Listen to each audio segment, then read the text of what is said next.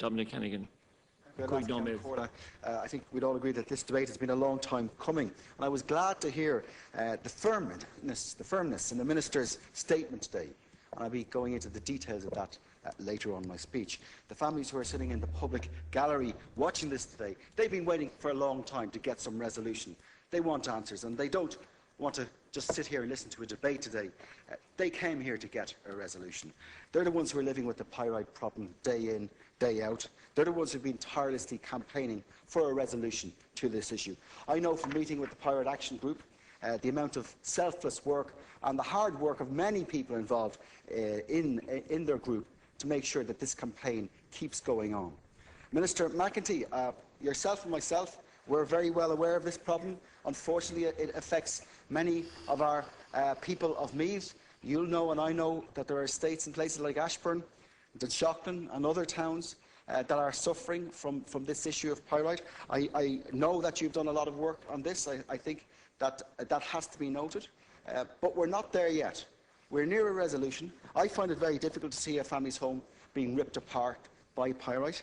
I know how important a house is to a family and the pride that a family's taken their home. And I understand how difficult it must be when you've got a house where the windows don't sit in the frames, or where doors are leaning forward and opening gaps are appearing all the time, where cracks in the wall are so big that you can fit your hand through them.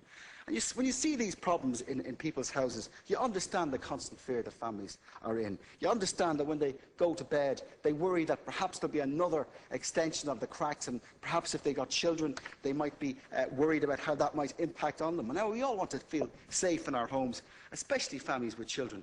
But it must be very, very difficult when you're going to bed, when you don't trust the very foundations of the house that you're living in. But that's the harsh reality for many people, not just in County Meath, but in other counties around the Dublin area as well. And Minister, these people, as you know, they bought their homes in good faith. They were just unlucky. But it's time that that good faith was rewarded.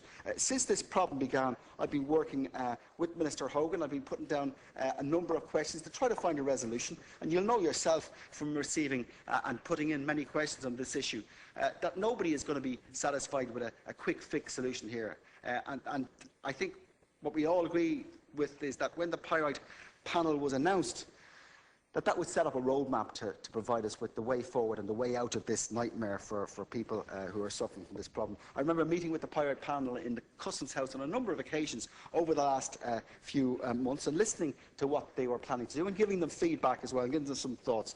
Now, 3 months on from the recommendations of the report and 3 weeks on from the end of the consultation period with the relevant stakeholders, it's time that we gave the people some answers. And I heard, Minister Hogan, you gave some answers this afternoon. I'm happy that the terms of reference for the resolution board are currently being drawn up and that they be ready as soon as next week. I'm also happy that a levy is going to be imposed on those who should bear the brunt of the mistakes they've made, not the homeowners. It's not fair to expect the homeowners to pay for this. But I am concerned, like previous speakers, that this levy won't start and to bring in money for quite a while. And I think that the worry there is that we might not see people getting the resolution that they need for many years. So can I put it to you that we look at other means of sourcing finance for this? We could use then the levy as a way of paying the money back. So there are options that perhaps, Minister, you might like to consider, such as looking at the Pension Reserves Fund and seeing whether or not there might be money there. Or indeed, we could try going to the European Investment Bank or other sources of finance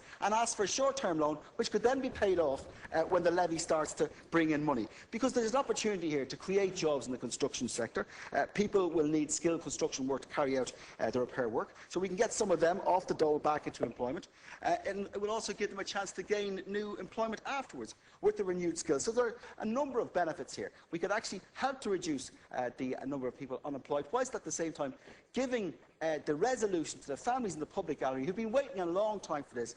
Minister, I do urge you to look at the ways of potentially funding this in the short term through a loan, so that people can rest assured that we are going to bring a solution to this nightmare that they're living through. Thank you.